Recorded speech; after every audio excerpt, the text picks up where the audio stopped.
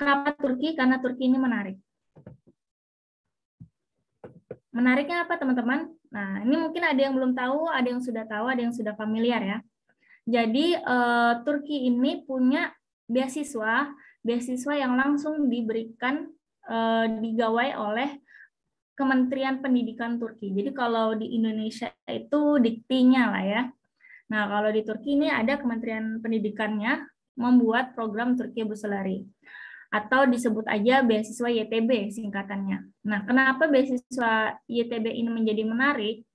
Karena beasiswa ini didirikan mulai semenjak tahun 2012, dan itu kisaran awal-awal pertama Presiden Erdogan itu terpilih ya. Jadi ini salah satu gawai dari pemerintah Turki di zamannya Pak Erdogan.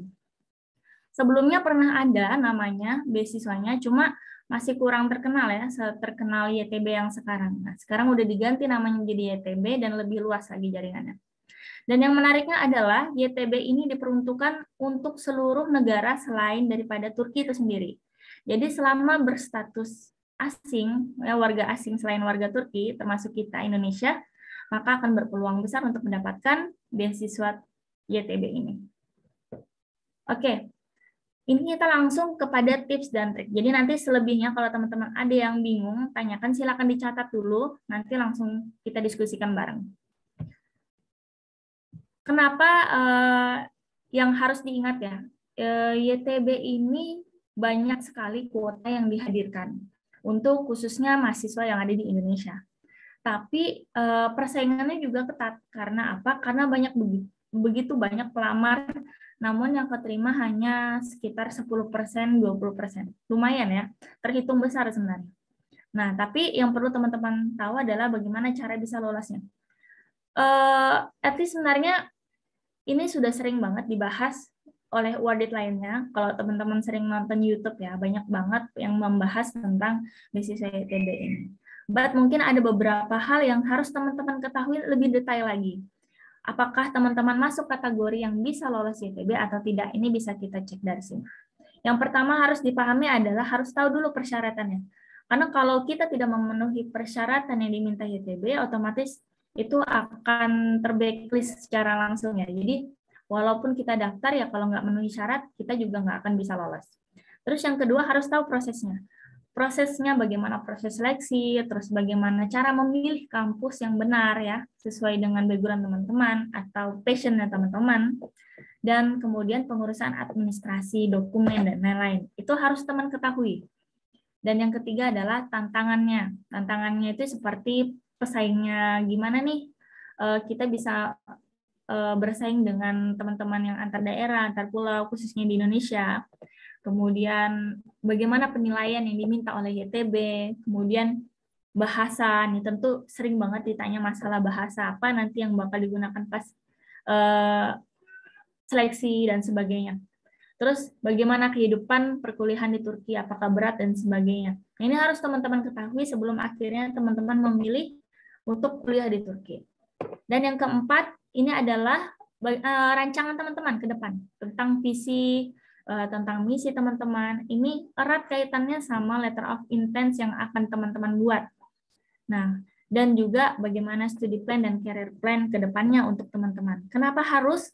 Karena kalau nggak ada visi dan misi, terus kita asal-asalan ikut daftar YTB, itulah yang banyak membuat partisipan sebelumnya banyak yang nggak lolos karena mereka masih belum paham nih. Mereka mau jadi apa ke depannya, apa yang mau dipelajari, dan lain-lain. Dan yang terakhir adalah gunakan tips dari para awarded. Nah, di sini saya tidak hanya memberi tips ala saya, tapi memang benar-benar mengkolektifkan dari seluruh awarded yang ada gitu, tentang pandangan mereka, tentang apa sih yang membuat mereka lolos dan sebagainya. Oke, untuk persyaratannya, ini boleh teman-teman cek ke diri teman-teman apakah sudah memenuhi syarat nih di sini. Teman-teman bisa lihat sendiri terkait dengan umur, terkait dengan nilai, dan kewarganegaraan. Ini kalau poin yang terakhir, yang ketiga, pasti teman-teman udah, ibaratnya udah lolos pastinya ya, udah pasti karena warga negara Indonesia. Nah, kenapa harus ada syarat gini? Karena ada yang berkebangsaan 2 warga negara, salah satunya yang Turki umpama. Ini memang tidak diperuntukkan untuk yang warga negara Turki. Even itu apa ya ibaratnya punya 2 kebangsaan ya, selain daripada Turki diperbolehkan.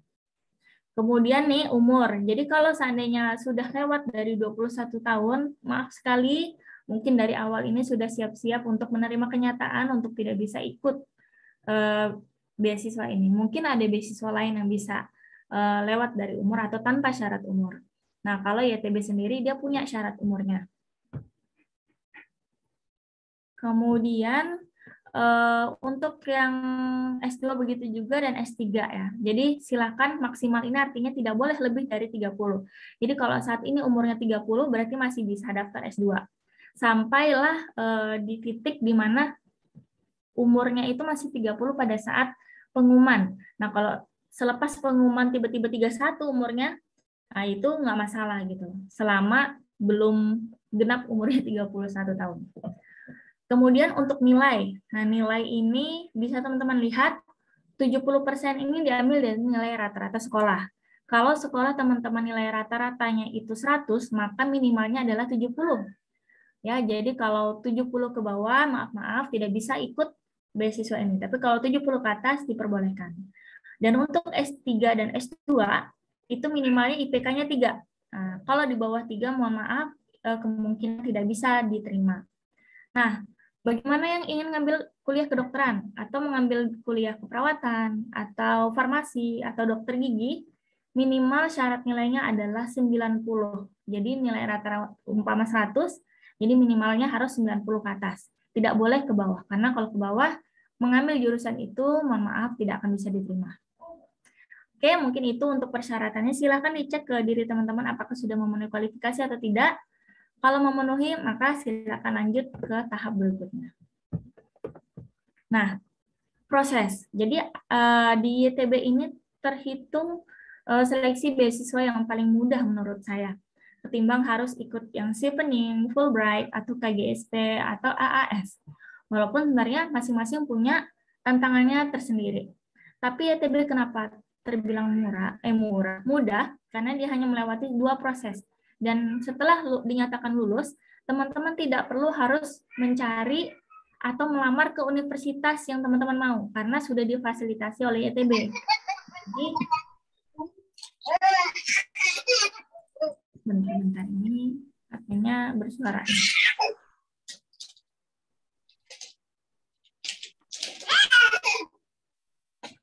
Itu banget suaranya.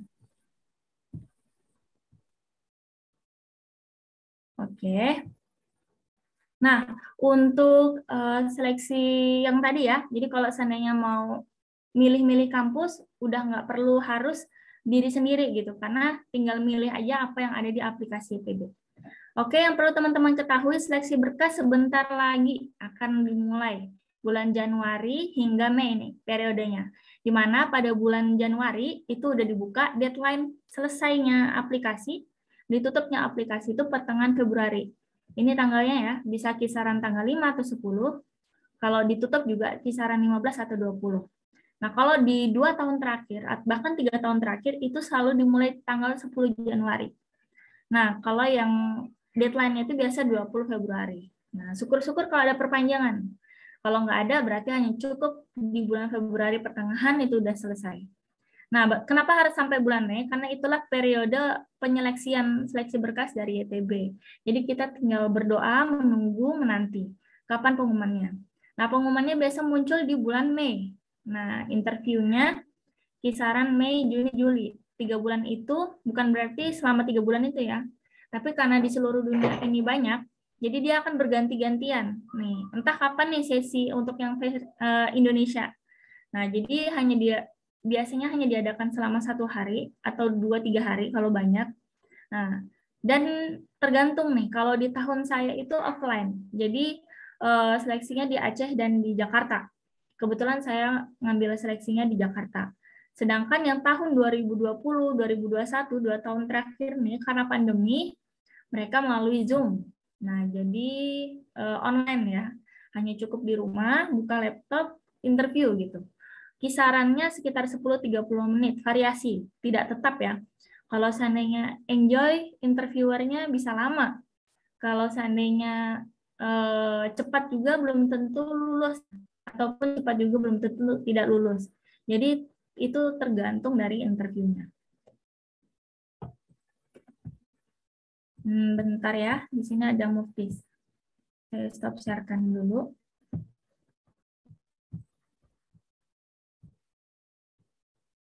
Mungkin nampak ya. Nah, bagaimana dengan proses lainnya selain dua tadi tentang masalah pemilihan kampus? Ini bukan berarti kita milih kampus ya. Maksudnya bukan berarti kita yang apply sendiri ke kampus, enggak. Kita hanya cukup pilih-pilih aja kampus yang sudah direkomendasikan oleh YTB yang ada di aplikasi. Dan disesuaikan sama background kita atau passion kita maunya di jurusan apa. Nah, untuk pemilihan kampusnya ini ada di websitenya YTB, teman-teman. Nanti kalau ada yang mau tanya di mana, Kak, nanti kita akan di sesi diskusi kita akan bahas. Kemudian untuk background pendidikan yang perlu teman-teman ketahui untuk S2, S3 nih, highlight ya. S2, S3 harus sesuai atau selinier dengan background pendidikan sebelumnya. Kenapa? Karena di sistem aplikasi YTB itu secara otomatis ketika sudah masukin data S1 atau S2 sebelumnya, maka nanti pilihannya akan terbatas, hanya berkisar atau yang berkaitan dengan pendidikan kita. Di luar dari itu tidak bisa. Tapi untuk yang SMA, dia agak lebih fleksibel. Jadi teman-teman kalau dari IPA mau ngambil hubungan internasional, dipersilahkan. Kecuali ngambil yang IPS ya, karena IPS kan syaratnya harus 90 ke atas dan harus punya ya syarat-syarat pada umumnya ya, memiliki ilmu pengetahuan dasar alam dan sebagainya. Nah, kalau yang untuk IPS seperti IPA mau ngambil ekonomi boleh, ataupun IPS mau ngambil teknik komputer atau teknik engineering lain boleh, terserah, asal sanggup. Nah, kemudian untuk pengurusan administrasi, nih ada nih proses pengurusan administrasi berupa seperti LOR atau letter of recommendation, di mana teman-teman harus mencari surat rekomendasi untuk teman-teman. Jadi siapa tahu teman-teman mau minta rektor untuk buatkan LOR, jadi teman-teman harus ngurus administrasi tersebut. Ataupun dari yang SMA meminta kepala sekolah boleh, terserah. Sebentar ya.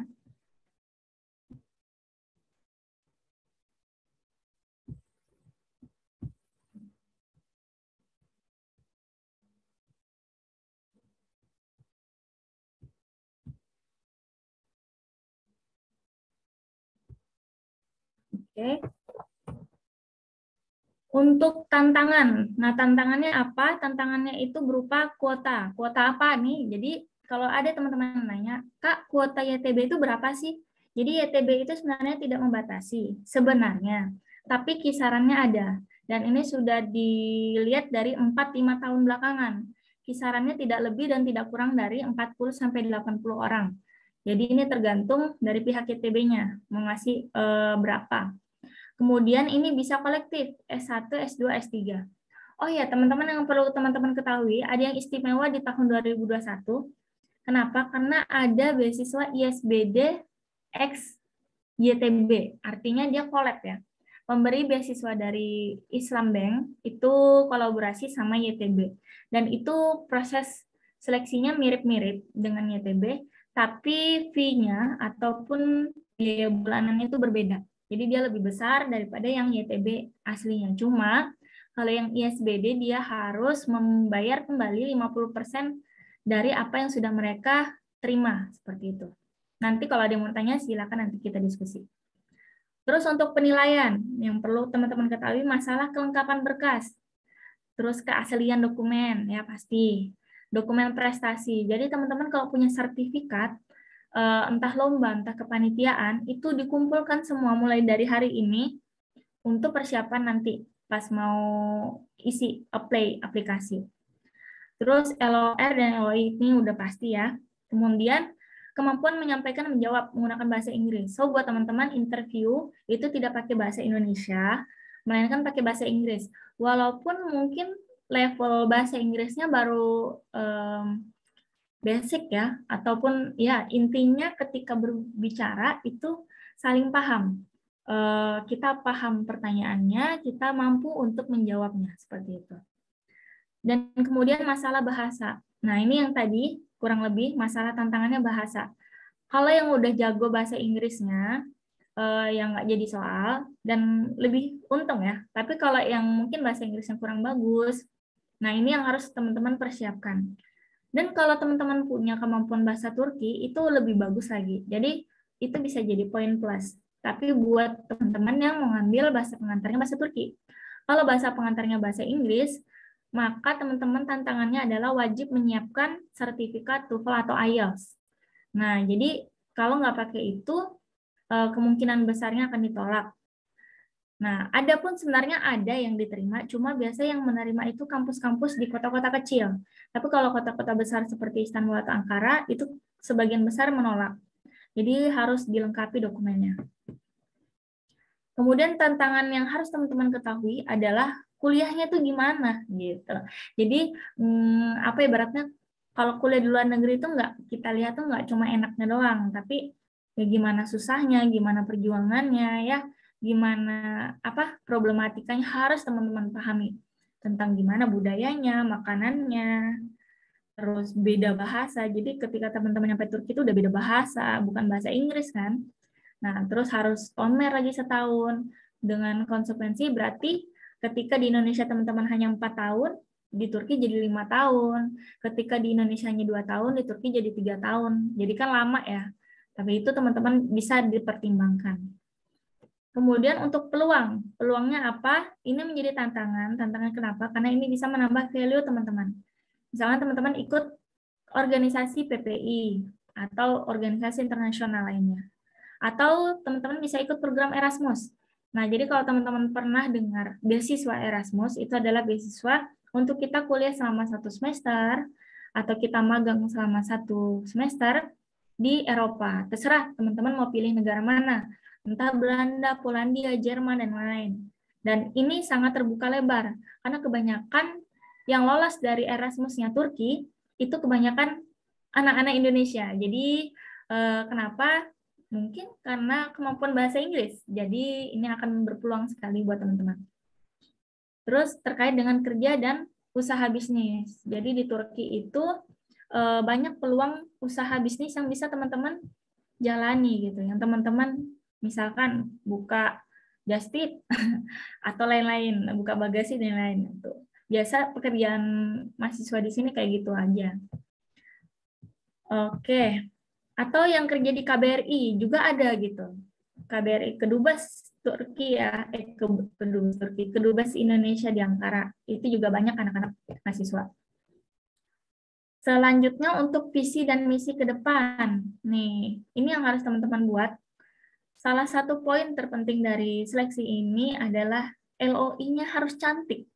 Nah, jadi mulai sekarang udah mulai nih buat esainya, coret-coret di kertas, terus minta review proofreading dengan kakak senior kah atau audit yang lain, minta dicekkan ini udah benar atau belum.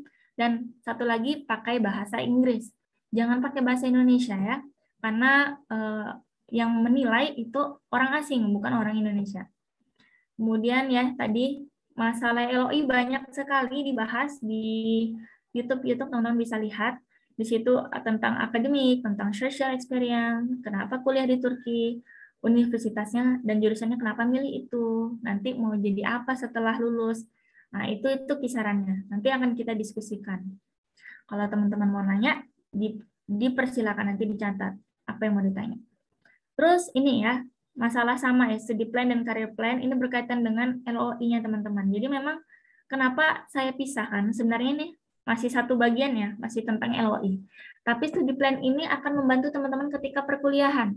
Jadi teman-teman ketika teman-teman tahu modulnya apa, fasilitas di kampus itu apa, dosennya itu siapa, gimana topik penelitiannya, publikasi jurnal dan lain-lain, ini akan juga membantu ketika teman-teman interview. Jadi akan lebih matang dan siap ya tentang membahas tentang studi teman-teman. Dan masalah career plan. Career plan tuh ya nanti setelah ini dari YTB outputnya apa, mau jadi apa. Jadi nggak perlu harus yang muluk-muluk, misalkan saya akan mengharumkan nama bangsa. Nggak perlu. Tapi yang diperlukan kayak setelah saya lulus saya akan lanjut untuk menjadi dosen di universitas ini, atau saya akan kerja di bank dunia gitu, terserah, asal bisa diwujudkan seperti itu, realistis kayak gitu. Dan ini terakhir dari saya untuk tips yang kurang lebih 6 poin ini yang harus teman-teman catat. Masalah dokumen prestasi. Silakan teman-teman kumpulkan semua dari yang SMA, mau ngambil dari yang SMP pun terserah. Tapi triknya adalah ketika masukin dokumen ini, masukkan yang paling keren dulu, atau yang value-nya paling tinggi. Misalkan juara 1 nasional lomba karya tulis ilmiah. Nah, itu silakan upload di nomor 1. Nanti kalau ada yang juara 2, boleh silakan upload di berikutnya. Dan juara 3, dan yang enggak juara ke bawah silakan. Tapi itu yang paling bawah. Jadi usahakan triknya adalah upload yang paling bagus dulu di awal. Karena kan dia ada 3 ya, ada award, ada scholarship, ada project. Nah, itu silakan yang paling value-nya tinggi, taruh di atas, upload di atas. Dan silakan buat deskripsi secantik mungkin biar mereka itu paham ini sertifikat tentang apa gitu. Leave mouse window, bentar ya. Ini suka ketutup.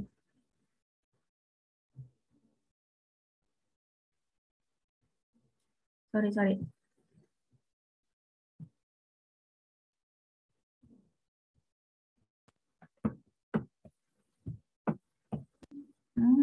Sebentar ya, keluar.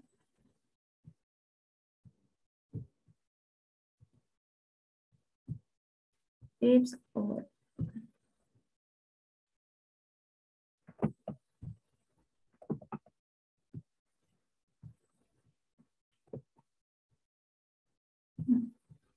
Bentar ya.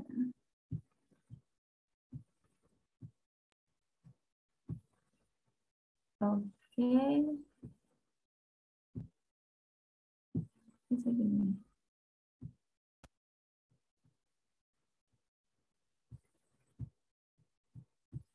Oke, ini kelihatan ini ya. Nah, ya itu yang tadi masalah dokumen prestasi, silakan diupload. Kemudian yang kedua, social experience. Ini seperti halnya kayak bentuk CV. Kurikulum vitae teman-teman harus dibuat semenarik mungkin, secantik mungkin.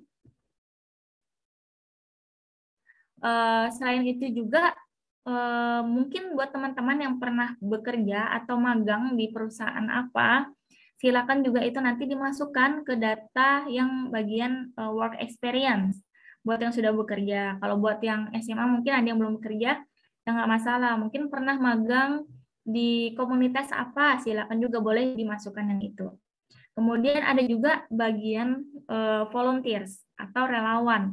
Nah, nanti teman-teman boleh juga masukkan itu datanya ke dalam aplikasi.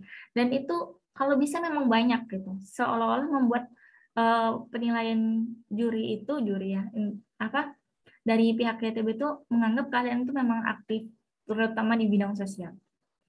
Nah, kemudian yang ketiga harus asli. Jadi apapun yang teman-teman masukin, mulai dari paspor, ijazah, kemudian transkrip nilai, dan yang paling penting juga adalah dokumen prestasi sertifikat teman-teman. Jadi jangan ada yang palsu atau dibuat-buat gitu. Kenapa? Karena nanti akan dicek biasanya. Kalau offline, kalau online keuntungannya tidak seperketat itu. Cuma biasa kalau online yang bisa lolos di tahap online itu tidak banyak gitu. Kalau offline biasanya banyak, tapi seleksinya lebih ketat. Kalau online tidak banyak aturan, tapi yang dipilih hanya sedikit kayak gitu. Terus yang keempat, minta surat rekomendasi itu minimal teman-teman punya 2. Jadi kalau teman-teman sudah punya 2 itu sudah aman. Tapi kalau masih 1 silakan cari lagi. Kalau mau ambil 3 boleh, maksimal lah 4 gitu. Jangan terlalu banyak juga. 4 juga sebenarnya kebanyakan. Cukup 2-3 itu udah cukup. Selanjutnya harus asli dan punya identitas dari Prekom. Karena kan di aplikasi nanti akan dimasukin nih nomor, nama, dan alamat email. Nah, itu biasa YTB akan mengkonfirmasi kembali ke Prekom nih. Apakah benar beliau memberikan surat rekomendasi ke kandidat ini kayak gitu. Terus yang terakhir harus punya posisi atau jabatan. Jadi jangan sembarangan minta surat rekomendasi, jangan-jangan mintanya sama orang tua gitu. Tapi pilihlah yang punya posisi penting gitu. Kalau di kampus coba-coba cari dekan, rektor gitu, yang berpeluang atau berpotensi. Seminimal-minimalnya adalah dosen pembimbing. Kalau untuk yang SMA silakan cari kepala sekolahnya atau guru pembimbingnya juga boleh seminimal-minimalnya. Kemudian tidak hanya untuk yang akademik aja, bisa teman-teman ngambil dari yang udah bekerja, misalkan dari bosnya atau bos perusahaan, diperbolehkan. Kemudian untuk yang aktif organisasi juga boleh, ambil satu dari yang organisasi, jangan dua-duanya dari tokoh organisasi, tapi satu akademik, yang satu boleh dari organisasi atau pekerjaan, seperti itu. Kemudian yang kelima, ya pasti membuat LOI sebagus mungkin. Ini ada tips dan triknya sebenarnya. Tapi itu akan panjang, memakan waktu. Jadi untuk membahasnya mungkin teman-teman bisa ikut programnya StudiGrow. Nah, untuk LOI ini dia harus pakai bahasa Inggris. Grammarnya tentu harus baik, ya mudah untuk dipahami, bahasanya juga kompleks dan menarik gitu. Dan tentunya harus punya akar yang kuat tentang masalah planningnya dan yang lain. Dan yang terakhir, untuk research plan ini hanya diperuntukkan S2 dan S3. Kalau untuk S1 tidak harus diisi yang research plan atau studi plan-nya. Jadi cukup isi yang LOI-nya saja, bagian LOI. Kalau research plan ini khususnya S2 dan S3, terutama S3 lagi, harus kuat. Dan yang keenam adalah, ya tentu harus latihan terus. Kalau bisa, buat teman-teman yang bahasa Inggrisnya itu masih basic, teman-teman udah harus cari partner untuk bicara bahasa Inggris. Selain itu juga, teman-teman harus sudah nulis pertanyaan apa aja yang bakal keluar dan buat jawabannya. Nah, setelah itu teman-teman kalau bisa hafalkan seminimal-minimalnya ya. Kalaupun nanti bingung mau jawab apa, minimal ada stok hafalan di otak gitu. Tapi buat yang sudah intermediate atau advance, yang harus ngafal gitu. Yang penting keluar secara natural aja kayak gitu. Dan yang pasti dalam interview itu harus sopan, bahasanya tidak boleh tinggi. Jadi kalau terlihat sombong, maka kemungkinan besar juga tidak akan terpilih. Tapi kalau sopan, bahasanya rendah tapi bernilai, itu akan lebih diminati. Apalagi ketika offline ya. Kalau offline tuh teman-teman benar-benar harus jaga sopan santun adabnya ketika masuk hingga duduk hingga keluar kayak gitu. Karena ada psikolog ya, salah satu interviewernya itu orang psikolog. Intinya seperti itu. Hanya itu yang kakak bahas secara materi. Selebihnya akan kita bahas langsung kita diskusi. Oke, kita akan buka sesi tahap diskusi. Saya absen dulu yang sudah ada nanya. Ini ada Sinta, ada Fiar, ada Adila, ada Nur Hafizah, ada Ratna, ada Ayu, Najwa, Anissa, Yeti, Sinta, dan lain-lain. Udah lumayan banyak ya. Kita mulai dari ini dulu ya. Sinta Renali Rusli. Ini kakak unmute dulu. Udah bisa buka speaker?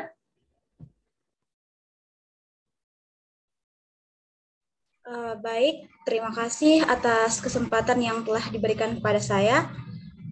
Hai kakak dan teman-teman sekalian, Assalamualaikum warahmatullahi wabarakatuh dan selamat sore untuk kita semua. Perkenalkan, nama saya Sinta Renalia Rusli, salah satu mahasiswi di Universitas Hasanuddin.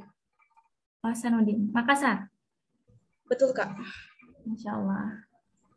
Baik, jadi yang seperti yang telah kita ketahui bahwa di Indonesia itu kan ada banyak sekali jenis-jenis beasiswa Turki. Nah, pertanyaan saya, apakah keunggulan beasiswa YTB Turki ini dibandingkan dengan beasiswa-beasiswa Turki lainnya yang ada di Indonesia?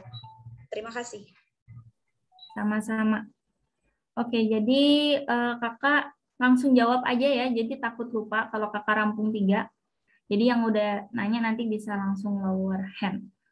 Untuk beasiswa di Turki yang biasa terdengar di Indonesia itu untuk sekarang ya, kalau dulu baru 2, sekarang udah 3. Ini ada YTB atau Turkiye Business Scholarship, kemudian ada TDV ya, Turkiye Diyanet Vakfı, dan yang ketiga ISBD Fit YTB. Jadi collab mereka ya, YTB sama ISBD. Mau jelaskan dulu untuk YTB, keunggulannya adalah dia langsung di bawah Kementerian Pendidikan. Nah, kemudian memang program terbesarnya dari pihak pemerintah Turki. Jadi fokus utama dari pemerintah Turki ini memang di YTB. Dan YTB ini bisa untuk S1, S2, dan S3. Dan semua jurusan. Jadi tidak hanya agama atau kita sebut ilahiyat, mau ngambil kedokteran boleh, mau ngambil aerospace boleh, terserah. Intinya selama itu masih masuk daftar list dari kampusnya YTB. Dan yang ketiga adalah kampus yang masuk dalam list YTB adalah kampus negeri yang sudah terdaftar di Turki. Jadi kalau nanti penyetaraan akan lebih mudah karena memang sudah terdaftar dan diakui oleh Kementerian Pendidikannya. Kemudian yang TDV atau Turkiye Diyanet Vakfı. Beasiswa ini diperuntukkan untuk yang ingin mengambil jurusan agama atau ilahiyat. Jadi tidak diperuntukkan untuk yang mengambil teknik, engineering, tidak di TDV. Dan yang perlu teman-teman ketahui, TDV dulu baru tahun 2021 berubah aturannya. Sebelumnya hanya diperuntukkan untuk S1, tidak untuk S2, S3. Tapi kabar baiknya adalah sekarang sudah mulai dibuka juga untuk S2 dan S3. Tapi tetap di highlight hanya untuk jurusan keagamaan. Jadi untuk jurusan lain itu tidak. Jadi buat yang ngambil jurusan keagamaan boleh pilih, mau YTB boleh, mau yang DV boleh. Oke. Terus yang terakhir ISBD Fit YTB. Ini beasiswanya lebih besar dari YTB original, YTB yang pertama, tapi dia wajib mengembalikan 50% dana yang sudah diterima. Nah, ini udah aturan dari ISBD-nya sendiri gitu. Jadi kalau dihitung-hitung sebenarnya kurang lebih dengan YTB, cuma dia punya porsi yaitu uangnya lebih gede sedikit. Nah, terus yang kedua, dia lebih mandiri gitu. Kalau YTB asramanya itu dicarikan juga. Jadi kita ketika datang udah dapat asrama ya tinggal masuk gitu.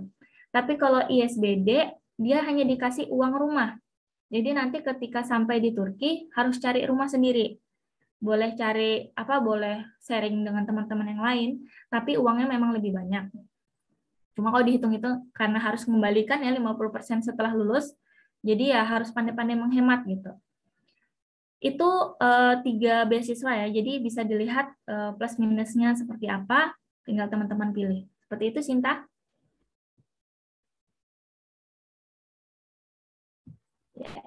Ya, sama-sama. Oke. Baik, Kak, terima kasih. Ya, oke, sama-sama. Kemudian Fiar, silakan Fiar bertanya. Ntar kakak bukakan dulu. Oke, silakan bersuara. Baik, apakah suara saya sudah terdengar, Kak? Terdengar jelas. Baik, terima kasih. Jadi, perkenalkan, nama saya Fiar Abla Carieska, salah satu mahasiswa semester 7 Pendidikan Bahasa Arab di Universitas Negeri Malang. Yang saya jadi kan insya Allah pengen ngambil beasiswa S2 untuk Januari 2022. Yang saya tanyakan dulu itu apakah memiliki apakah memiliki pengalaman untuk magang dan jika iya magang-magang di mana gitu. Terus untuk pengalaman sosialnya itu sosial di bidang apa gitu. Maksudnya ya sosial kan luas gitu ya Kak. Barangkali waktu Kakak apply itu ada beberapa kegiatan yang masih Kakak ingat yang Kakak masukkan di TBBS. Itu sih kurang lebih pertanyaannya. Terima kasih. Sama-sama Fiar, terima kasih pertanyaannya. Jadi untuk kegiatan sosial atau magang dulu ya. Jadi untuk magang kebetulan saya kan apoteker ya. Sebelum pendidikannya S1 kemudian mengambil profesi. Dan saya juga sudah pernah kerja 2 tahun sebagai apoteker. Jadi saya udah pernah merasakan magang, juga sudah pernah bekerja selama 2 tahun. Dan itu yang saya masukkan ke TBBS ya. Tentang magangnya, saya pernah magang di BPOM, saya pernah magang di rumah sakit, saya pernah magang di puskesmas, itu semua saya masukin. Walaupun itu statusnya adalah PPKM. Nah, kalau bahasanya ini ya, kalau FKIP dan lain-lain ya, atau magang dari kampusnya gitu. Kemudian untuk pekerjaan tentu ya saya masukin tentang pekerjaan dan statusnya resign karena memang memilih untuk melanjutkan pendidikan. Kemudian untuk yang social experience yang lain itu kayak seperti volunteers, itu saya pernah ikut, bukan ikut, saya membangun sebuah komunitas perempuan Indonesia Sehat. Nah, di Kalimantan Barat khususnya. Nah, dan juga ada beberapa komunitas lainnya seperti Education Center dan lain-lain. Dan itu saya juga paparkan hanya sebagai relawan, padahal bisa aja saya sebut sebagai founder ya, ataupun penggagas dari komunitas itu. Itu salah satunya. Yang kedua, untuk kegiatan-kegiatan bakti sosial. Mungkin teman-teman ada punya pengalaman bakti sosial menjadi relawan sebagai apa gitu. Itu juga bisa dijelaskan, dimasukin ke TBBS. Nah, selain social experience juga ada organisasi lain yang harus juga dimasukin. Nah, kalau dari saya dulu, karena saya pernah ikut gabung di ISMA Farsi, Ikatan Senat Mahasiswa Farmasi Indonesia, itu saya masukin. Badan Eksekutif Mahasiswa, terus yang himpunan mahasiswa, itu semua pengalaman itu harus dimasukin. Kalau saya waktu itu saya masukin juga. Nah, nanti biar kalau seandainya punya organisasi, silakan nih dimasukkan, perbagus, percantik CV. Jadi di CV itulah lebih enak ya untuk mengurutkan, melist organisasi apa, pengalaman apa, work experience-nya apa. Nah, nanti selain daripada CV itu bisa diisi yang tadi, yang di work experience atau di project, di bagian yang social experience itu. Karena ada project yang mungkin entah ikut kepanitiaan dan lain-lain. Nah, itu mulai dari sekarang silakan via list seapik mungkin, serapi mungkin, dan urutkan dari yang paling baru sampai ke yang udah lama, kayak gitu. Kurang lebih seperti itu, Fiar. Bagaimana, Fiar? Baik, terima kasih atas jawabannya, sangat membantu sekali. Ya, sama-sama, Fiar. Oke, selanjutnya Adila. Adila, silakan bisa bersuara. Ya, terima kasih Kak. Sebelumnya perkenalkan saya SMA.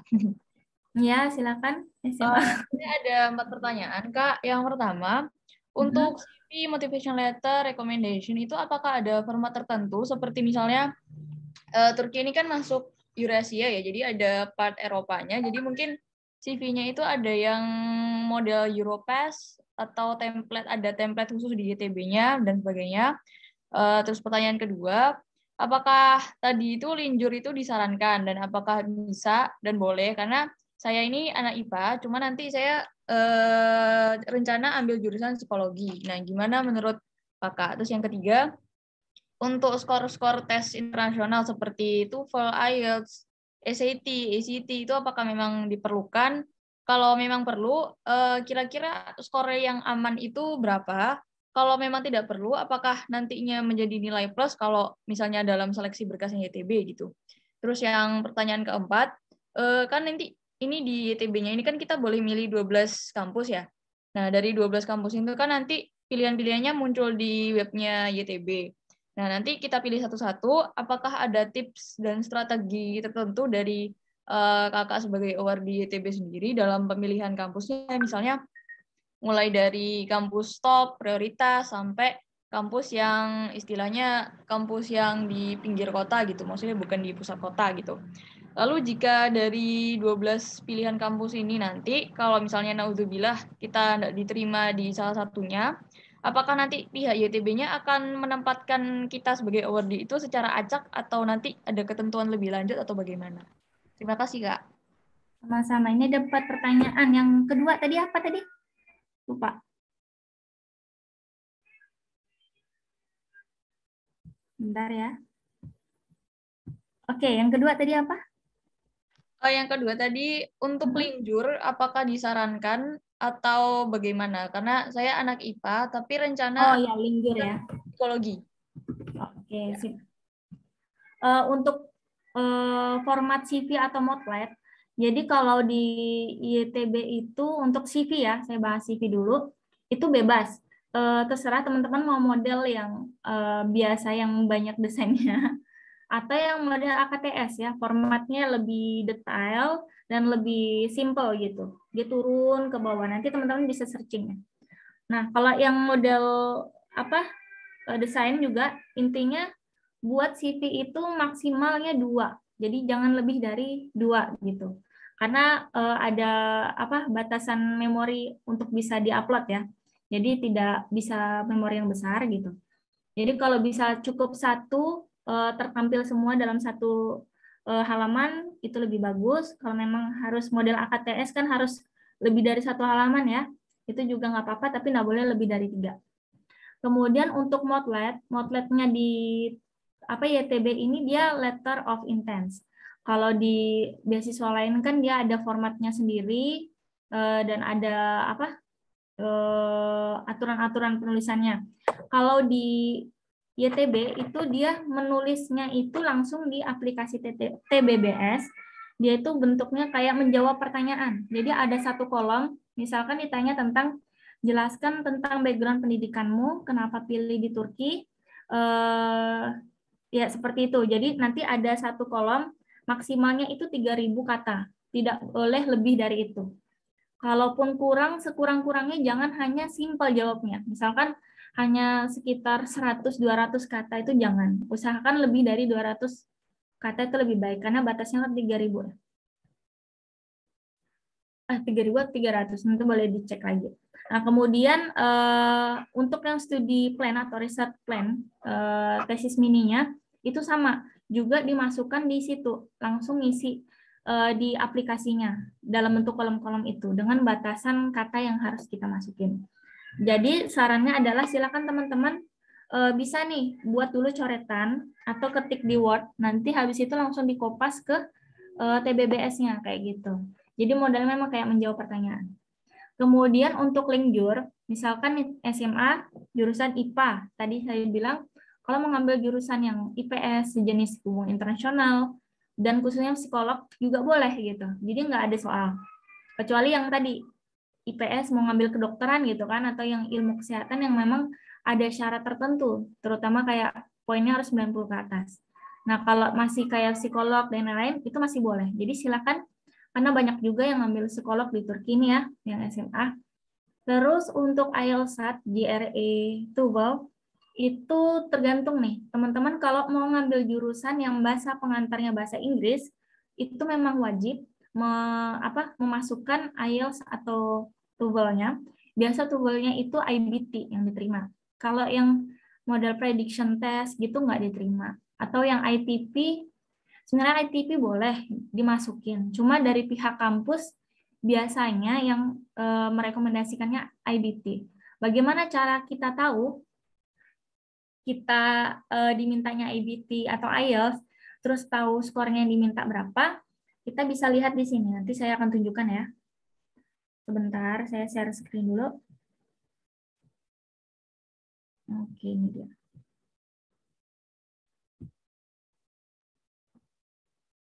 Kiranya kelihatan ya. Jadi di sini di websitenya Turki nanti ada bagian program search. Di sini teman-teman bisa pilih jurusan apa yang teman-teman mau. Tapi ini biasanya baru bisa dibuka ketika YTB sudah open. Jadi biasa tanggal 10 Januari udah bisa diakses. Oke, nanti teman-teman tuh akan, ini ya contohnya. Saya percepat sedikit. Ini ya, nanti tampilannya akan seperti ini. Bisa teman-teman tulis lagi, atau nanti dia bisa langsung muncul hasilnya. Saya contoh ambil bisnis manajemen, nah, ambil master degree. Di sini nanti akan ada listnya. Misalkan nih, ini jurusan Business Administration. Di kampus mana? Contoh ini di Ankara. Nah, saya skip off dulu. Nah, untuk di Ankara berarti kalau dia tidak meminta IELTS atau SAT atau TOEFL IBT, IBT masih boleh ya. Berarti dia pakai bahasa Turki, bahasa pengantarnya. Nah, dan dia ada bilang kalau ini jurusan yang berkaitan gitu. Ini untuk yang master ya. Kalau yang SMA tuh biasa boleh-boleh aja. Nah, ini yang untuk bahasa pengantarnya bahasa Turki. Tidak ada permintaan, jadi bisa kalau teman-teman mau pilih, silakan. Kalau yang ingin ngambil bahasa Inggris, bahasa pengantarnya, nah ini contohnya. Di Middle East Technical University atau METU, atau kita sebut ODTÜ, bahasa Turkinya, dia butuh GMAT, butuh IELTS, atau TOEFL IBT. Nih, TOEFL IBT sama IELTS bukan berarti harus dua-duanya, enggak. Pilih salah satu aja. Kalau mau IBT silakan ambil 92, kalau IELTS silakan harus 7 gitu. Nah, ini permintaannya tinggi ya, 7. Standar Eropa ya. Even itu kayak It's London University aja masih 6,5 ya. Nah, ini di METU dia harus 7 nih IELTS-nya. Terus di Australia juga rata-rata kalau ikut AS tuh masih 6. 6 tuh masih ada yang mau nerima gitu. Itu ya standarnya. Dan GMAT. GMAT-nya dia minta 550. Nah, biasa GMAT atau GRE ini kebanyakan untuk jurusan yang lebih ke ekonomi, bisnis, ke hubungan internasional, biasa rata-rata minta GRE atau GMAT. Nah, kalau psikolog biasanya mungkin IELTS atau IBT aja. Nah, nanti tinggal disesuaikan nih kemampuan teman-teman. Dan masih banyak pilihan lain yang teman-teman bisa pilih. Ingat intinya kalau dia pakai bahasa Inggris, pasti dia diminta IELTS atau TOEFL-nya. Tapi kalau dia nggak ada permintaan sama sekali, berarti dia pakai bahasa Turki. Ya, jadi kurang lebih seperti itu. Ini untuk pemilihan ini ya. Berapa skornya rata-rata. Kalau ditanya rata-rata, sebenarnya bukan hanya 7 ya. Untuk METU tuh memang dia permintaannya tinggi gitu. Ada yang lain tuh masih aman seperti Istanbul Unif, itu masih bisa. Dan lain-lain. Itu untuk TOEFL IELTS. Kemudian untuk pilihan kampus yang acak ya. Untuk pilihan kampusnya itu tadi melalui sistem TBBS, tinggal dipilih aja. Dan yang mana yang sesuai dengan masuk kriteria kita. Misalkan kemampuan bahasa kita cuma 6,5. IELTS, carilah kampus yang menerima itu. Kalau kita cuma punya skor 6,5, ngelamar tadi ke METU yang 7, udah pasti nggak keterima. Kayak gitu. Nah, jadi tinggal disesuaikan. Dan kalau seandainya acak itu usahakan gini, kan ada 12 pilihan kampus. Pilih nomor pertama itu yang paling teman-teman mau. Ya, nanti yang ke bawah itu udah yang paling enggak teman-teman mau. Tapi intinya saya mau di Turki gitu. Nah, jadi boleh pilih, silakan. Nah, kalau seandainya 12-nya mau full diisi semua boleh. Cuma 5, 6 juga boleh. Tergantung ketersediaan jurusannya dan minatnya teman-teman. Selanjutnya itu, misalkan nih, ada permintaan pada saat interview ya. Ternyata dari 12 pilihan itu nggak diterima semua. Tapi pihak YTB suka sama kita, mau kita jadi awarded.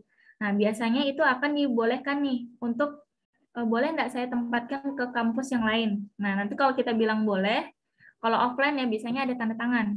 Tapi kalau online biasanya cuma asal kita ACC nanti dia akan catat, oh, Bayan mau ditempatkan kemanapun boleh. Kayak gitu. Nah, masalah kita mau nggak mau itu terserah pilihan dari masing-masing kita. Oh, mau ditempatkan di sini, udah nggak apa-apa, yang penting di Turki kayak gitu. Dan intinya jangan khawatir karena yang dipilih YTB tentu adalah kampus yang sudah terdaftar dan juga punya ibaratnya kualifikasi pendidikan yang bagus di Turki.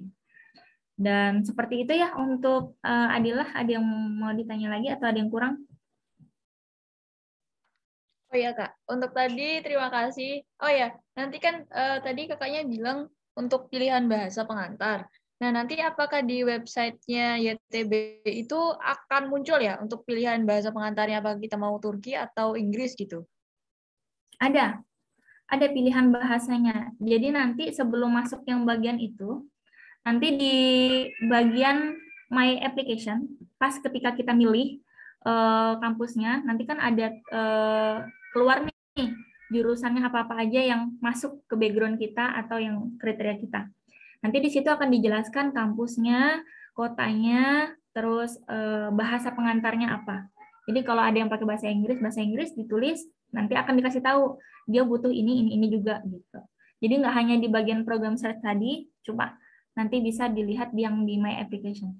Cuma nggak bisa dilihat karena belum buka ya, belum open YTB-nya. Nanti kalau udah dibuka aplikasinya, maksudnya kita bisa submit my application-nya, itu boleh. Tapi kalau sekarang mau ngisi-ngisi dulu data-data yang lain, itu Tafadol bisa aja. Kayak gitu. Gimana ya Adila? Aman ya? Oke. Saya lanjut ke Nur Hafizah. Oke, silakan Nur Hafizah. Ada yang mau ditanya? Oke, bismillahirrahmanirrahim. Assalamualaikum warahmatullahi wabarakatuh. Waalaikumsalam warahmatullahi wabarakatuh. Ya, perkenalkan nama saya Nur Hafizo dari Makassar. Salam kenal. Alumni UIN Alauddin Makassar. Ya, langsung saja Kak, pertanyaan saya, gimana kalau kita pakai akun tahun lalu untuk mendaftar tahun ini, tahun 2022, akun 2021 untuk dipakai di tahun 2022. Gimana ininya Kak? Apakah berefek atau bagaimana Kak? Ya mungkin itu saja dari saya Kak. Ya, terima kasih untuk Nur Hafizah dan yang lain, teman-teman yang lain. Kalau seandainya sebelumnya udah pernah ngisi, nggak apa-apa. Silakan pakai aplikasi yang lama. Karena nanti dia akan punya historinya sendiri. Jadi ada yang pernah lolos itu sampai historinya 3 kali. Jadi ada 3 tahun dia gagal, yang keempatnya baru dia keterima. Jadi nggak masalah. Tapi kalau mau buka akun yang baru, ngisi ulang dari awal, boleh, tapi pakai email yang berbeda. Karena kalau pakai email yang lama, nanti akan masuk ke email yang, maksudnya akan masuk ke akun yang lama juga. Jadi itu terserah pilihan, masalah peluangnya itu bukan dilihat dari situ, tapi bagaimana isian kita, data kita, sama letter of intent kita. Gitu. Jadi kalau mau pakai akun lama, itu enggak masalah, nggak jadi soal. Kayak gitu kurang lebih bisa. Oh iya Kak, maksudnya di sini, walaupun itu akun kita sudah tertolak, maksudnya tahun ini tidak lulus, apa masih bisa dipakai untuk tahun 2022? Iya, nggak apa-apa. Yang penting nanti pas ngisi datanya itu diperbaiki lagi. Entah ada dokumen yang kiranya kurang, atau pas deskripsi di sertifikatnya itu kurang cantik, ataupun di letter of intent-nya yang kurang bagus, itu nanti tinggal dibagusin. Kalau ada histori pernah ditolak, ya nggak jadi soal. Karena ada yang sudah pernah 3 kali ditolak dengan histori ditolak, baru yang keempatnya diterima ada juga gitu. Jadi nggak masalah. Kayak gitu. Yang penting jangan menyerah. Kalau kayak gitu kan kelihatan, oh ini pantang menyerah anak ini. Oh iya, makasih banyak Kak. Ya, sama-sama. Oke, selanjutnya Ratna Sari, silakan. Ada yang ditanya?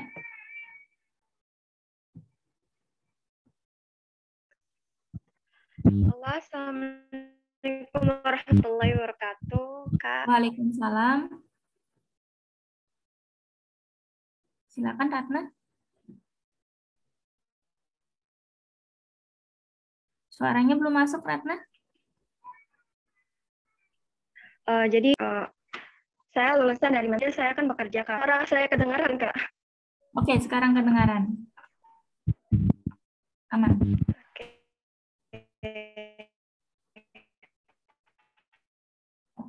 Sekarang udah mulai ini, gangguan lagi. Oke. Ibu bertanya. Gimana?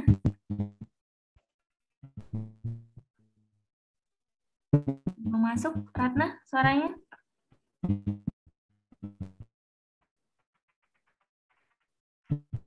Atau mungkin headsetnya harus dilepas kali, Asna. Ratna. Kedengaran, Kak. Oke, kedengaran sekarang? Soalnya di sini hujan, Kak. Oh ya, gangguan bisa jadi. Ini udah mulai. Soalnya di sini hujan, Kak. Siap, Bu. Lanjut. Ya. Perkenalkan, nama saya Tadi. Saya lulusan dari Mansutu Cirebon tahun 2019, Kak. Saya mau bertanya, di sini kan saya udah bekerja, Kak. Udah bekerja sekitar 2 tahun, tapi beda-beda gitu, Kak. Nah, apakah maksudnya di aplikasi TBBS-nya dimasukin di LOI atau di mana, Kak? Terus cara mengetahui jurusan atau univ kayak misalnya menggunakan bahasa Turki atau bahasa Inggris itu apakah ada link khususnya, Kak? Terus di sini kan saya udah bikin kayak penelitian sama buku gitu, Kak. Terus itu bikinnya di mana ya, Kak? Maksudnya di LOI atau di gitu, Kak? Oh, Kayak gitu. oke, paham. Bisa nangkap. Ya. Terus Untuk satu lagi, yang Kak, oh, boleh silakan. ya, kalau di Ankara sama Istanbul itu apakah semuanya pakai bahasa Inggris atau ada yang univ yang pakai bahasa Turki, Kak? Terima kasih, itu aja. Oke, sama. Oke, untuk pekerjaan ya, Ratna. Jadi kalau pernah 2 tahun bekerja, itu nanti kan di bagian work experience itu ada. Ini saya coba sharekan ya di video.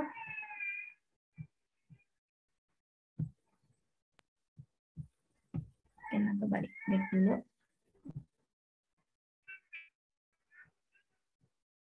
Oke, jadi di sini ada work experience. Nah, di bagian work experience ini teman-teman bisa masukin nih pekerjaannya, ada pengalaman pekerjaan ya. Kalau emang ada 2 tahun, masukkan nih datanya kapan pertama kali kerja, kemudian statusnya, apakah masih bekerja atau tidak gitu. Kalau bilang resign nanti pilih resign, kalau kerja bilang kerja. Ini kalau yang work experience. Jangan lupa juga nanti dimasukkan di CV juga gitu. Kalau pernah magang nih ada internship experience. Cara memunculkan ini nanti tinggal centang aja di sini gitu. Kalau ini nggak dicentang nggak muncul ini. Jadi harus dicentang. Silakan kalau pernah magang dimasukin juga. Nah, sama jangan lupa masukin juga di kurikulum vitae-nya. Itu ada di CV itu bakal dimasukin di ini. Bukan. Personal information. Kayaknya di sini di kontak info atau di personal information. Jadi kurang lebih seperti itu. Terus untuk yang tadi tahu bahasa Inggris atau bahasa Turki tadi itu ya, ada di program search atau nanti ketika dimasuk di My Application bakal ada keterangan tuh list daftar kampus mana yang tersedia sesuai background kita. Nanti dia akan ngasih tahu juga ada bahasa Inggris atau bahasa Turki. Oh iya, untuk CV ini ada di sini ya, ada di work experience ya. Di bawahnya habis internship nih. Nih, di internship, ini kalau internship dicentang ya, kalau enggak nanti langsung dia CV gini. Nah, nanti silakan di-upload, diunggah pengalaman kerjanya seperti apa, kayak gitu. Terus tadi, nih, tahu bahasa Inggris atau bahasa Turki itu gampang kalau teman-teman nanti buka program search. Kalau dia nggak ada minta sama sekali, GRE, SAT, IELTS, TOEFL, berarti dia pakai bahasa Turki. Nah, kalau seandainya ada, berarti dia pakai bahasa Inggris. Nah, selain di sini tadi saya udah jelasin, di My Application nanti akan kelihatan listnya dan dikasih tahu juga dia pakai bahasa Inggris atau pakai bahasa Turki. Nah, itu tergantung pilihan teman-teman. Kalau pakai bahasa Inggris, udah mulai persiapkan IELTS dan TOEFL-nya atau TOEFL-nya kayak gitu. Jadi jangan hiraukan yang tidak ada pilihan kayak gini, cari yang ada berarti. Oke, terus tadi LOI. Nah, LOI itu ada di bagian mana? Dia ada di bagian My Application. Mana ya? Nah, nanti LOI itu ada di bagian My Application. Saya nggak buka video yang ada di My Application. Nanti kalau untuk bagaimana cara mengisi LOI dan lain-lain, mungkin bisa ikut programnya StudyGo. Di situ nanti akan bahas tentang masalah LOI. Nah, di LOI situlah nanti teman-teman akan mengisi, tadi saya udah jelaskan yang pertanyaan pertama, bentuk pengisiannya ya seperti kita ngisi soal ya, ada kotak boxnya dan ada syarat ininya jumlah katanya seperti itu. Terus untuk Istanbul Ankara itu apakah pakai bahasa Inggris semua? Tidak ya. Tidak ya. Jadi ada yang pakai bahasa Turki juga. Saya terhitung pakai bahasa Turki ya di HCTP. Karena kebetulan jurusan saya tidak membuka bahasa Inggris, jadi ya pakai bahasa Turki. Jadi itu tergantung jurusannya, bukan dari kotanya. Kalau kotanya itu biasanya dilihat dari kampusnya yang minta TOEFL atau IELTS-nya skornya lebih tinggi dari kampus-kampus di kota kecil. Biasanya kayak gitu. Itu aja sih bedanya. Itu udah ya, ini kayaknya udah 4 pertanyaan. Gimana Ratna? Apakah terjawab semua pertanyaannya? Satu lagi Kak, kan Ya, di sini Ratna kan ada penelitian sama buku, itu dimasukinya di mana ya Kak? Kalau ada publikasi, ada penelitian buku, itu silahkan masukkan di CV. Jadi nanti yang di bagian work experience pas mau ngupload CV, nah itu silahkan masukkan di bagian situ. Ya baik, terima kasih Kak, udah dijawab semua. Sama-sama. Oh iya Ratna, kalau misalkan ini pas buat buku itu ada project bareng tim gitu, misalkan buat bukunya nggak sendiri, ada bareng sama berapa teman, misalkan buat buku rampai umpama, itu bisa masuk di bagian ini project yang bagian sertifikat itu. Nah itu bisa taruh di situ juga. Baik, Kak. Ya udah, terima kasih ya Kak. Sama. Ya. Oke, silakan Ayu. Waalaikumsalam warahmatullahi wabarakatuh. Silakan Ayu, udah bisa bersuara? Ini kita batasi ya sampai 13.30, semoga bisa terkejar semua pertanyaannya. Assalamualaikum warahmatullahi wabarakatuh. Waalaikumsalam warahmatullahi wabarakatuh. Terima kasih atas kesempatannya. Perkenalkan, nama saya Ayu Rahayu Putri, alumni dari Universitas Hasanuddin. Yang ingin saya tanyakan itu mengenai ijazah Kak, untuk menguploadnya di akun YTB itu apa harus ijazah asli atau udah terjemahan gitu. Kemudian yang kedua itu mengenai recommendation letter, apa itu bisa dari dosen fakultas lain atau bagaimana Kak? Kemudian apa ya? Oh ini, menurut Kakak kalau misalkan matematika sains untuk ambil masternya nanti itu apa masih linear dengan ke bisnis manajemen? Satu lagi, boleh nanya nih Kak, kalau Kakak dulu pas apply beasiswa ini, apa untuk masalah dokumen itu Kakak minta bantuan ke agen atau bagaimana ya? Soalnya kayak banyak sekali yang mau diupload ini itu, jadi kayak bingung gitu kalau mau upload sendiri. Itu saja dari saya Kak, terima kasih. Oke. Untuk pertanyaan pertama terkait dengan ijazah asli atau terjemahan. Nah, untuk ijazah itu gunakan yang asli ya teman-teman. Jadi jangan pakai yang terjemahan. Karena yang seperti di slide saya sebelumnya, saya ada sampaikan bahwa silakan upload dokumen yang asli. Jadi jangan yang palsu dan juga yang di luar dari yang asli gitu. Nah, salah satunya terjemahan, walaupun terjemahan itu asli, tapi dinyatakan asli itu kalau udah ada legalisir notaris sampai ke Kementerian Pendidikan, Hubungan dan lain-lain ya. Nah, jadi untuk memudahkan teman-teman biar tidak terlalu rempong sampai ke sana, upload aja yang asli. Karena nanti pun data dari ijazah kita kan dimasuknya kita ketik ya di TBBS. Kita pilih sesuai dengan misalkan berapa poin nilainya ya kita masukin juga di situ. Dari kampus mana kita masukin, jurusan apa kita masukin kan. Jadi intinya harus upload yang asli. Terus untuk LOR bisa dari dosen fakultas lain itu bisa. Jadi nggak harus dari fakultas kita. Kalau dari fakultas kita lebih baik, tapi kalaupun tidak, ya selama rekomendasi itu mengenal kita dan mengetahui kita. Contoh saya punya dosen di teknik, saya kan di fakultas kedokteran ya. Tapi beliau mau merekomendasikan saya gitu, karena kita pernah punya proyek bareng. Akhirnya dari situlah surat rekomendasi itu dijelaskan gitu. Kalau kami pernah satu proyek bareng sama mahasiswa ini, dan saya sudah menilai bahwa anak ini anak yang aktif, punya ide-ide brilian dan lain-lain. Nah, itu nanti bisa dijelaskan di situ, walaupun dosennya berbeda.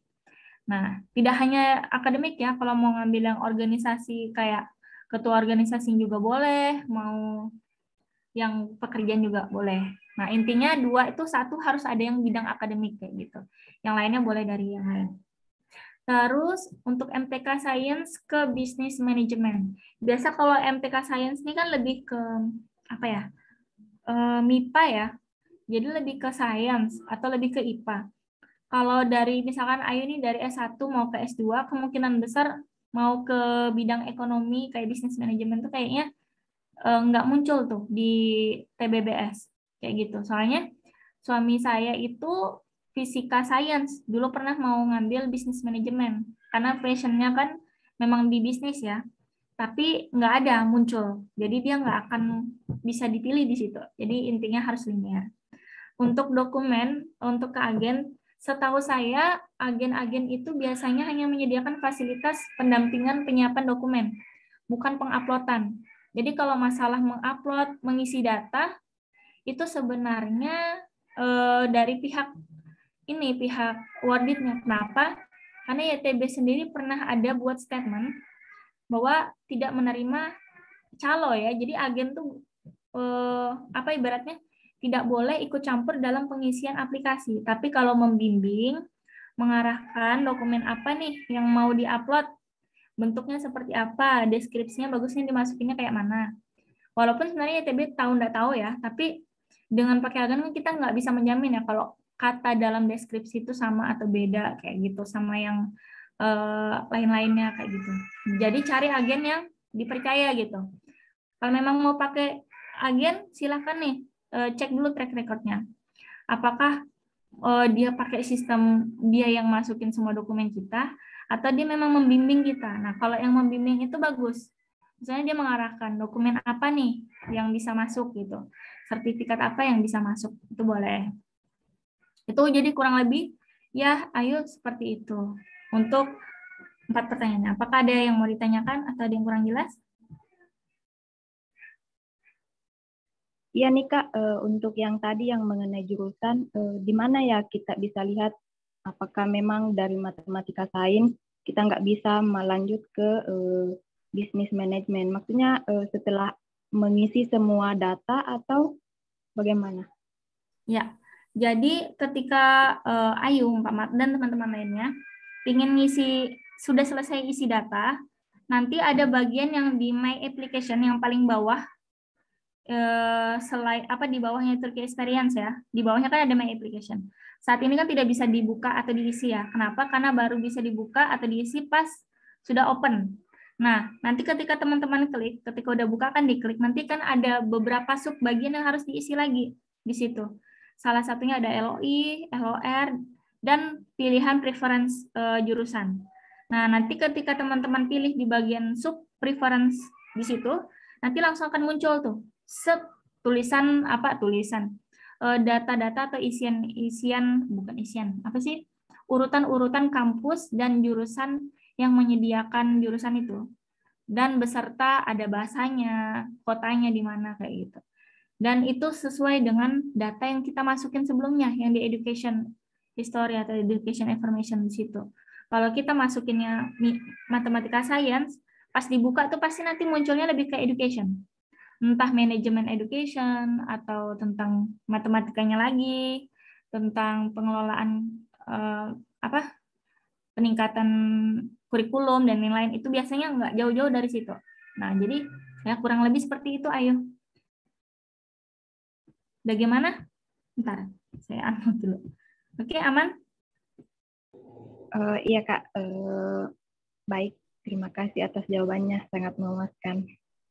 Ya, sama-sama. Terima kasih. Oke, dari Najwa. Silakan Najwa. Najwa Shihab. Assalamualaikum warahmatullahi wabarakatuh. Waalaikumsalam warahmatullahi wabarakatuh. Kenalin, nama saya Najwa Adriani. Saya menempuh pendidikan di Madrasah Aliyah Negeri 1 Medan. Kak, saya mau tanya nih, untuk S1 apakah diwajibkan apply bagian SMP-nya, dan kalau tidak apply itu akan mengurangi peluang kita keterima, dan file apa saja yang harus ditranslate ke bahasa Inggris secara resmi dan tersumpah. Untuk scanan filenya itu hitam putih atau original. Sekian itu aja Kak. Oke, untuk ijazah SMP yang mau ngelamar S1 ya, itu kan wajib harus memasukkan SMP dan SMA ya. Jadi digarisbawahi kalau mau Najwa mau ngambil S1 harus dimasukin ijazah SMP juga sama SMA-nya.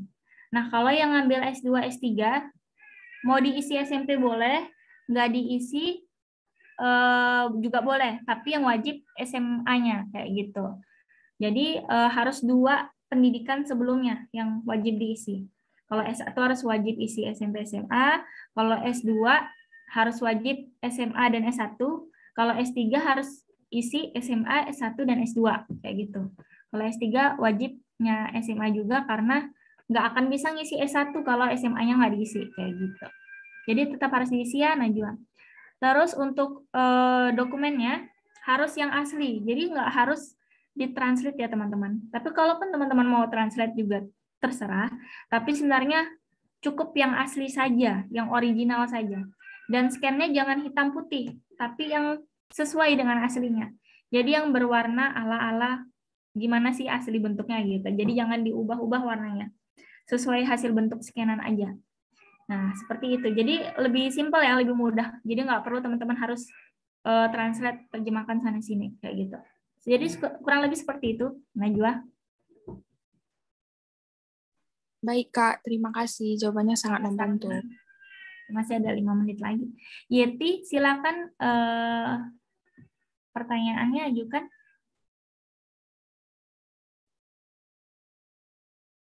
Gimana, udah bisa buka speaker? Ya. Assalamualaikum, Mbak. Ya, waalaikumsalam. Izin bertanya, apa saja yang harus diperlukan ketika kita lulus beasiswa di Turki, Mbak? Apa saja harus dipersiapkan untuk lulus? Untuk lulus studinya atau lulus beasiswanya nih? Lulus di Turkinya, Mbak. Lulus di Turkinya. Intinya harus, nah nih kalau S1, ngambil S1, itu harus lulus ujian setiap mata kuliah. Jadi di S1 tuh ada skripsi, ada magang, ada yang hanya untuk ujian saja. Nah, beruntung kalau seandainya jurusannya hanya minta untuk nilai ujian saja. Nilai ujiannya itu adalah nilai mata kuliah. Jadi kalau satu mata kuliah lulus, mata kuliah yang lain gitu, intinya harus penuh SKS-nya gitu. Misalkan SKS-nya 144 SKS. Ya berarti semuanya harus lulus kayak gitu. Baru dinyatakan lulus. Kalau ada yang kurang lulus berarti ujian lagi mata kuliah itu. Kalau ada jurusan yang harus mengambil skripsi berarti kurang lebih kayak di Indonesia. Nah, karena di Turki itu lebih fleksibel ya, boleh pilihannya banyak, nggak cuma skripsi. Kalau di Indonesia kan S1 wajib skripsi ya. Kalau S2 harus tesis, kalau S3 juga harus tesis. Kenapa disebut tesis ya S2 di Turki? Karena ini memang pakai bahasa tesis mereka. S3 disertasi kayak gitu, tapi tetap dibilang tesis juga. Nah, jadi untuk syarat lulus S2 dan S3-nya juga gitu, harus lulus gitu ya untuk penulisan tesis. Seperti itu, Yeti. Ya, Mbak. Terima kasih, Mbak, atas jawabannya. Sama-sama. Untuk Hardian, silakan pertanyaannya. Halo, Mbak. Udah kedengaran? Yap, kedengaran, aman. Makasih banyak kesempatannya, Mbak Ade. Ya, sama-sama. Ini saya rencana pengen lamar S3 di Turki. Ya, Mbak. Ada beberapa pertanyaan yang menurut saya masih belum terjawab. Untuk pelamar S3, kalau misalnya status saya saat ini dosen, apakah rekomendasinya itu dari ketua atau pimpinan universitas, minimal kaprodi mungkin? Karena memang tempat saya bekerja saat ini sekolah tinggi, bukan universitas. Jadi apakah cukup ketua? Jadi tidak ada dekan, karena memang hanya 2 prodi. Jadi apakah bisa kaprodi, surat rekomendasi kaprodi? Lalu yang kedua, untuk pelamar S3 ini berarti harus mempersiapkan proposal penelitian juga ya, Mbak? Ya, betul. Betul, Bu. Lalu proposal penelitiannya ini berbeda dengan research plan-nya atau udah sama? Oke, paham maksudnya. Kemudian Iya. ada lagi yang mau ditanya, Bu? Komponen pembiayaannya apa saja? Karena waktu studi S2 kemarin dapat beasiswa LPDP, alhamdulillah semuanya tercover. Jadi mulai dari SPP, kemudian biaya hidup, biaya kedatangan, sampai mengikuti konferensi-konferensi di negara lain juga dibiayai. Lalu sampai kepulangan dan akhir studi juga biaya tesis. Apakah beasiswa IEP ya Mbak? Apa tadi? YTB, Bu. YTB ya. Juga mengcover semua komponen itu atau hanya beberapa saja? Lalu kira-kira nanti seleksinya apakah ada kemungkinan online lagi atau udah enggak? Saya rasa itu dulu aja pertanyaannya Mbak Ade. Siap Bu Adianti. Jadi untuk surat rekomendasi kan minimal 2 ya Bu. Jadi boleh dari tempat kita bekerja ataupun tadi Ibu kan kebetulan kerjanya di sini ya, di Institut Sekolah Tinggi. Jadi silakan boleh ngambil dari surat rekomendasi Kaprodi, dipersilakan. Kemudian umpama Ibu sebelumnya pernah ada link, kan sebelumnya S2 ya Ibu. Pernah ada dosen pembimbing atau ada profesor yang membantu tesis Ibu waktu S2-nya. Itu juga boleh buat surat rekomendasi untuk Ibu. Jadi di sini konteksnya ada 2. Satu sebagai yang memiliki background pendidikan yang membantu Ibu tesis sebelumnya, sama dari Kaprodi Ibu bekerja. Nah, itu bagus sekali Bu. Jadi sangat direkomendasikan. Jadi dua-duanya punya background yang kuat gitu. Ketika Ibu nanti di interview, Ibu sudah ada basic yang merekomendasi saya dari pihak profesor saya dan juga itu tadi tempat saya bekerja yaitu Kaprodi kayak gitu. Terus untuk research plan sama studi plan tuh sebenarnya kalau di LPDP kan studi plan itu lebih kepada membahas tentang modul apa yang nanti akan dipelajari, terus berapa SKS dan yang lainnya. Nah, kalau di YTB ini dia jatuhnya lebih ke memang riset plan untuk yang S3 ya. Lebih ke riset mininya. Jadi misalkan nanti di TBBS itu Ibu akan mengisi data LOI, setelah LOI tadi masalah academic experience, background-nya, terus kenapa pilih Turki, terus kenapa pilih jurusan itu, kampus itu, dan nanti di bawahnya akan ada tuh studi plan-nya. Studi plan-nya ini maksudnya, yaitu risetnya. Nanti akan ditanya masalah judulnya, terus latar belakang penelitiannya. Nah, itu nanti diisi di dalam kolom dengan batas maksimal katanya 3.000 per pertanyaan.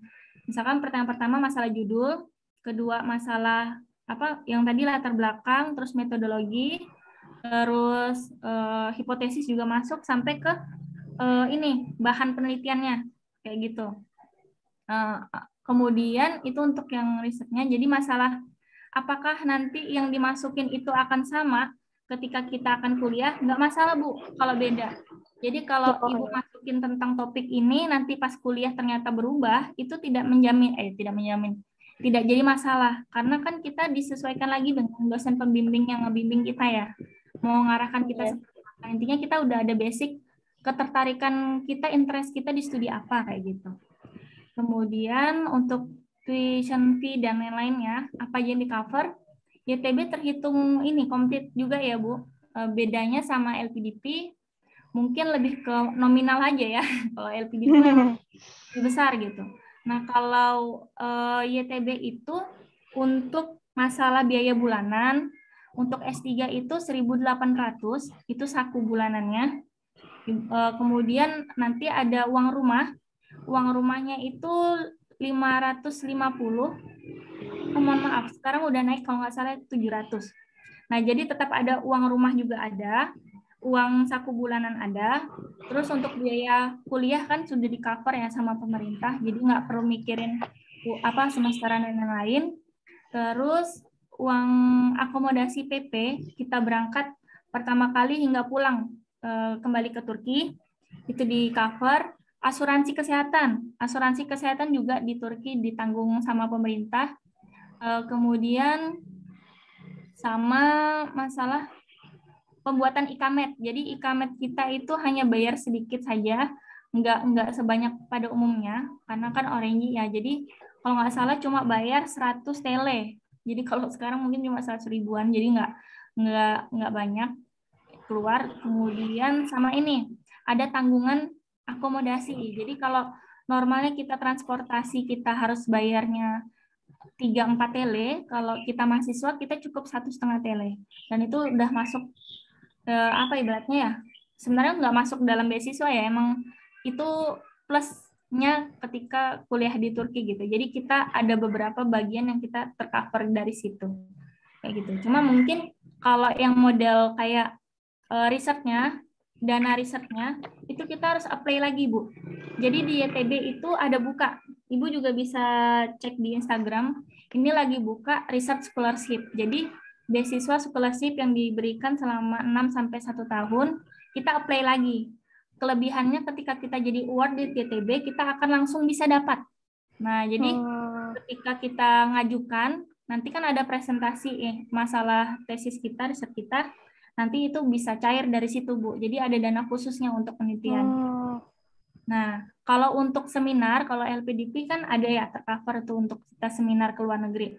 Nah, kalau di YTB sayangnya itu nggak ada. Cuma karena memang dia bagian belah Eropa ya, jadi sebenarnya nggak sedikit ada seminar-seminar internasional yang diadakan dari pihak YTB dan juga Kementerian Pendidikan Turki, dan itu kita gratis biasanya.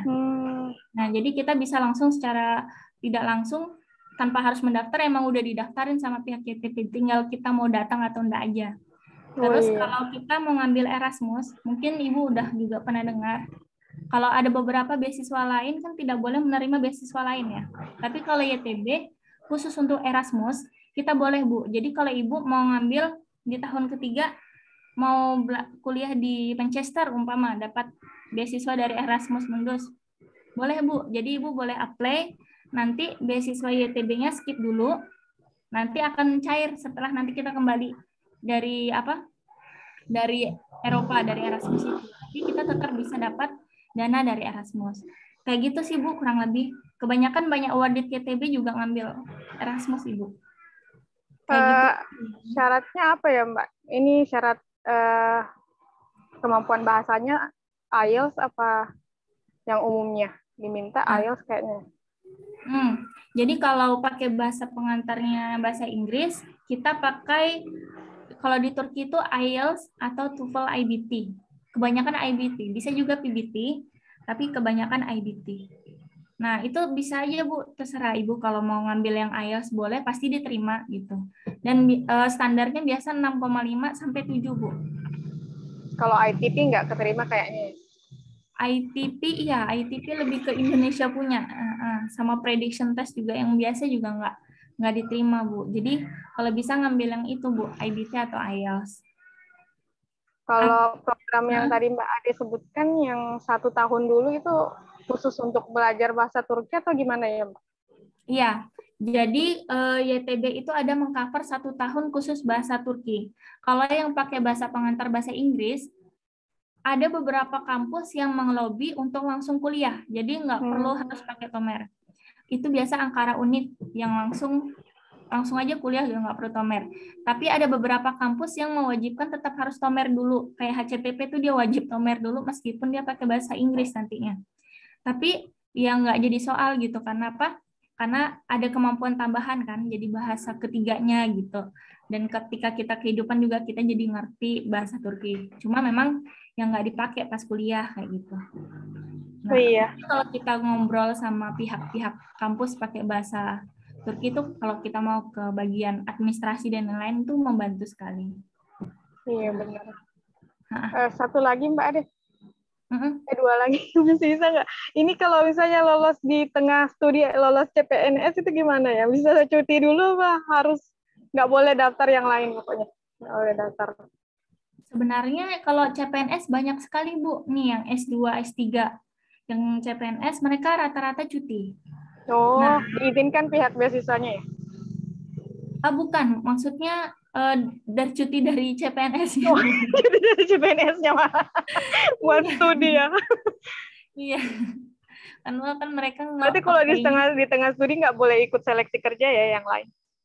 Kayak nanti kalaupun ketika sudah misalkan nih udah ada pengumuman ibu keterima, terus ibu juga pengumuman keterima CPNS. Nah itu dilemanya di situ Bu, ibu pilih YTB-nya atau CPNS-nya gitu. Tapi kalau ibu sudah CPNS, kebanyakan kan ngajukan cuti studi nih. Nah itu bisa ikut CPNS, bisa ikut YTB kayak gitu. Tapi jadi modelnya YTB itu nggak bisa pending Bu. Kalau LPDP kan dia bisa ya tahun. Iya.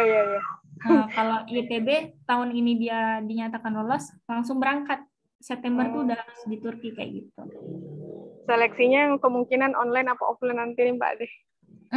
Kalau kita lihat ya Bu, untuk posisi periode pandemik nih, kalau di Indonesia masih belum baik. Kalau di Turki sih udah mulai normal Bu. Tapi kalau Indonesia kan karantina aja udah nambah 10 hari lagi ya. Iya benar. Jadi kemungkinan besar nih online kalau masih seperti ini. Tapi kalau kira-kira karantinanya sudah tidak ada bahkan siapa tahu ini kemungkinan besar juga bakal offline gitu. Sebenarnya lebih enak menurut saya itu offline Bu, karena kita lebih bisa lebih menunjukkan kita gitu. Lebih masalah seleksi. Kalau online itu kayaknya rasa sama aja gitu antara interview yang lain. Jadi harus lebih power lagi. Iya, gitu benar. Makasih banyak Mbak Ade. Jawabannya udah sangat membantu. Sama-sama Ibu.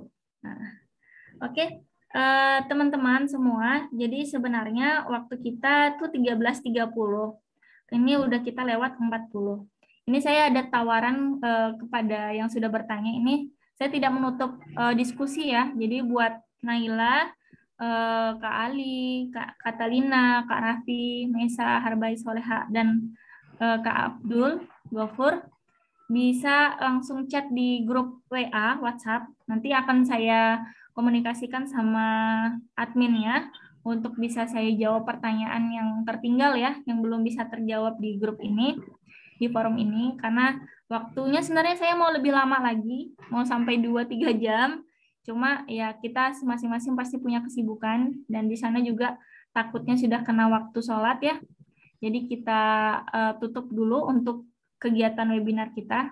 Jadi untuk yang sudah angkat tangan jangan berkecil hati, silakan langsung ketik aja. Yang lain juga kalau memang mau ada yang ditanyakan, diperbolehkan silakan ditanyakan di grup untuk sesi hari ini.